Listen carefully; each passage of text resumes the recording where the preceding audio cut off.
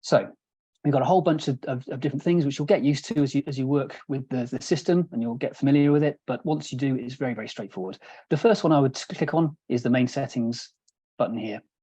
So just there's a few things that you need to be aware of. Just want to get things sorted out for you before you get cracking too soon, too quickly.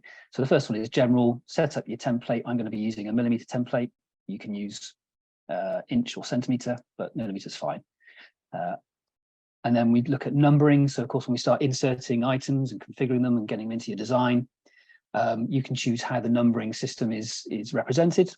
So I want them in a little oval. I do want the system to be numbering my equipment as I'm inserting it, to save me some time. And I'm happy with everything else as well. So like I said, there's not a huge amount to worry about before you get started, but these are quite important things. Now, utility settings, again, you can configure as much as you want. And I'll talk you through a few of the things shortly. But this little item here, this little checkbox is quite important.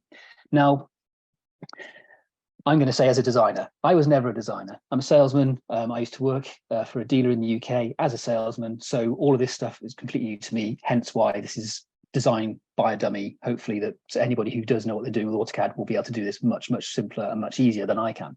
If I can do it, you can.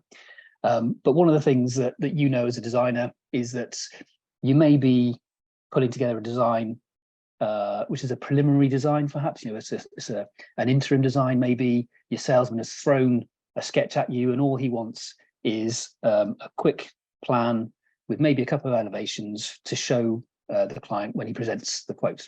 So you don't necessarily want to be spending time inserting all your services. So you can see here, you can decide to do that or not. So what that means is that if I click on this box here, every time I insert an item, I will then also insert the utilities at the same time. It's a little bit time consuming, but actually it's not. And what I'll do, I'll uncheck that because I'll show you how easy it is to do that, but I want to be able to get the cook line in, and then I'll show you how easy it is to insert those services afterwards. But you can choose to have either or.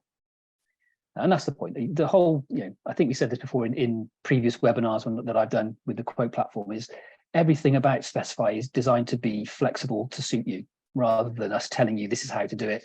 It's much more a case of this is how you can do it. You choose the best way for you and your business.